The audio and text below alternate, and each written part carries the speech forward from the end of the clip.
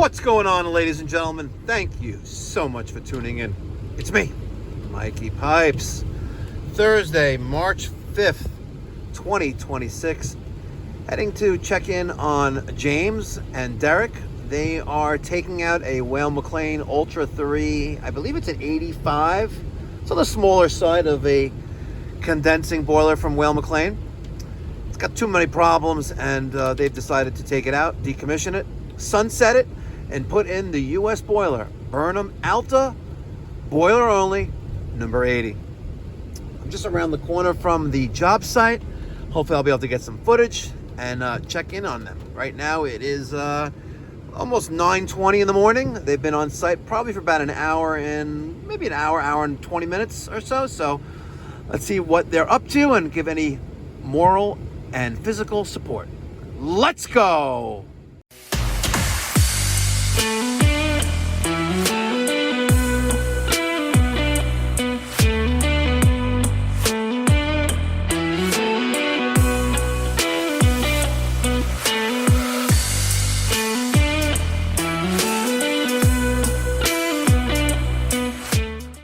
All right, see, Derek knows better.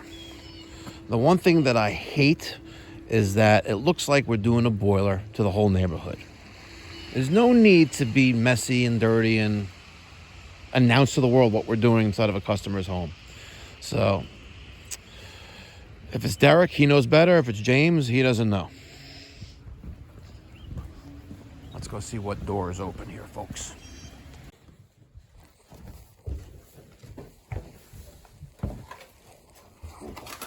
Hi. Hello. How are you? Good. How are you? I'm good. Welcome. Thank you. Thanks for coming to our party. My pleasure. Who's the one who threw the garbage at who put the garbage at the curb? Was it Derek or James? I would say me. Yeah. It was you? So you know we don't do that. So what makes today any different? I just put it there. Yeah. Just because I'm not here doesn't make me change the rules. You know, if it's going to be in the way of his truck, put it in mine. But we don't announce to the world what we're doing at home. And it doesn't look that professional either. That's my apologies. No, you don't know. No, I know, but I'm responsible for him. But now you know. Yes. No, I do. But he knows, though. Yes. So that looks really, really nice. Okay. Perfect. So I have the exhaust dead center. Okay. Unfortunately, the fresh air. So I figured what I could do is, because I have play to pull this out. So I figured I could downsize this to 2-inch. Perfect. And just come around. Yeah, You're that's okay fine. with that? Yeah. Okay. And then in terms of the gas, I literally just finished that. Perfect. That's good. Wow, you're almost done. Yeah. So essentially, yeah. Well, so I'm gonna set this up here, and then my feed, I figured I'll just drop it back down. Or if you think I should shut the water off and put the valve lower, Yeah, if you could shut the water off, it looks and make it look less stupid. Yeah, then you could reuse the backflow prevention device. And, yeah, just shut the water down. Is there a basement? Yeah, there is. Yeah, so if you can easily turn it off, just do that. And, Okay. And then cut that much shorter, press coupling, and Right. then reuse the valve and the check valve. Yeah, Yeah. Like I could literally Gas just. looks very nice, perfect. Yeah, so that's good. So we got the spiral vent I'm gonna do here. And then I figured the circulator, I might not have enough space with the flanges. Okay. So I figured if I can Cut that back. maybe, yeah, I can cut this Yeah. back and set it here. Fine. And then come right back into the spiral vent. Yeah. And then the return. You may want to just roll that out with a couple 45s. Yeah, just to get off the wall off the for wall a the little bit. circulator. Yeah, Yep. perfect. And then the return Is is over there. very simple, Perfect. just straight in. Now the only thing, which I'm happy you're here, we shut the breaker downstairs. We figured out which one controlled this. But when Derek was taking this out, this red wire arced in this box. Yeah. So there's probably another power. Maybe it was going to another switch somewhere. okay. But you'll have to. I'll see what tripped on the breaker Yeah. from that getting arced, and then maybe I'll just cut this back wire, nut it, Yep, there you go. and then leave it like that. Now, does this come with a wire, like a plug, or it gets hardwired? Hardwired. Okay, so That's I why I can gave you the BX. Perfect. Oh, So sorry, the MC cable. Okay, so I'll just get this mounted back here. Yep. And then I'll just drop it right back in. Perfect. And that's pretty much it. Yeah. Hardest part would be venting. It looks like. Yeah, which, like I said, these both have play. Yeah. So And you know that giant duct tape gets cut. yes, yeah. Some guys don't realize that. Yeah, I figured that. Cool. Is there anything? So I really, really, really do love the Alta. It's a nice, beautiful machine.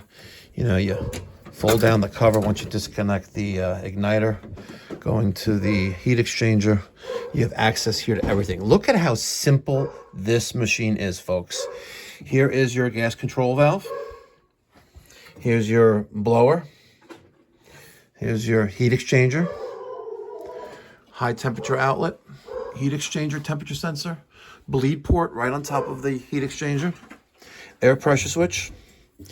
Condensate drain. Going to condensate trap. Really simple machine. Look at this. Here's your 24 volt panel. Line voltage panel. We can handle up to 2 zones. Really, really, really nice. I'm going to show this to James. What's that? Wouldn't you love to work in there? You can even live in here. I said to Derek, we could rent this out. Airbnb, $200 a night. This is really, really, really a beautiful and machine. picking it up and putting it on the wall compared to other other brands that I've put in the past. I'm like, this is insane. It really is a beautiful, beautiful machine. But Can you reach over? I'm sorry. Can you reach over and just shut that emergency switch for the net for that one? Okay, no problem. Very, very, very nice.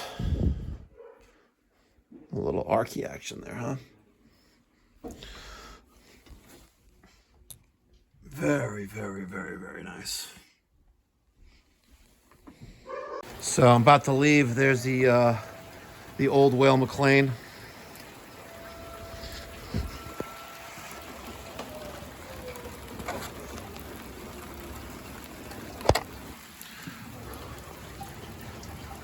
See, it's an 80, but the bottom of the heat exchanger is starting to get hollowed out.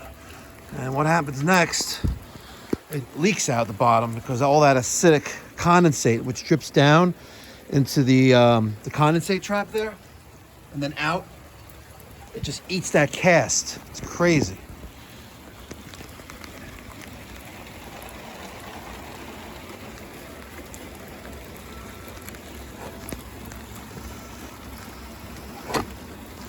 I wouldn't have put it in the rain. I would have it as a spare part for testing, but it is what it is. And plus, the garbage is now gone.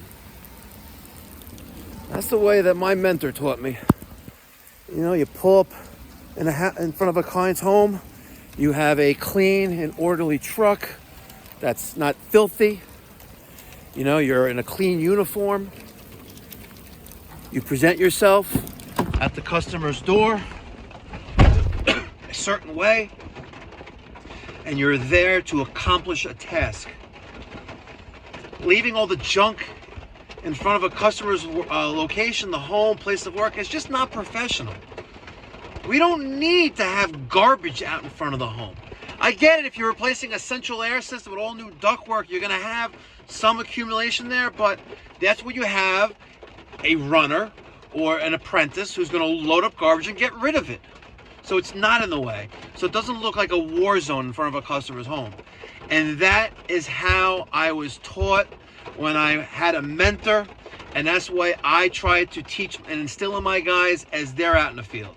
The fact that Derek did that is kind of disrespectful because he knows the rules, but he came up with an excuse, oh, it was in the way because the boiler's still in the truck. So now the boiler's out of the truck, it's already on the wall, get it out of the front lawn. It doesn't belong there. It belongs in the truck. It belongs away. I'm a little disappointed in Derek. Actually, I'm a lot disappointed in Derek, but it is what it is. He's young. He'll learn from his mistakes. And we got to give him just a little bit of slack because he generally is reliable and dependable. And I think one day he'll be ready to run service calls on his own. I don't know when that one day will be, but one day he will be. Hopefully it's with Pipe Doctor Home Services. And having such miserable weather today does not help. Absolutely does not help. But we got to try to keep the workspace and the workplace clean and orderly. You know, at least thank God we're not walking through mud, because that doesn't help at all. But man, I haven't seen the sun in days. This is real depressing. Real depressing. So ladies and gentlemen, if you live in the Long Island, New York City metropolitan area and you're tired of getting bamboozled by your HVAC contractor, you know what to do. Pick up the phone, give me a call, 516-348-6300, or save time. Book your service call appointment online at pipedoc.net. We make it real easy. And as always, if you want any free stickers like the ones behind me, email me, mike@mikeypipes.com. Totally free. I do ask that if you can, make a donation to the postage fund, or even better, make a donation to my nonprofit, the Mikey Pipes Philanthropy Charitable Organization, where we provide free or low-cost plumbing, heating, cooling services to those of the community who can't afford to hire a professional. We are a nationwide network, ladies and gentlemen, and if you're a contractor looking to volunteer your time, or if you can help out those in your community, head on over to pipesforfree.org and click on the link on the top to volunteer. Enter your information and we'll reach out to you when we have someone in need who's in your area. Thank you so much for watching again, folks. Until next time, be well, God bless, stay safe.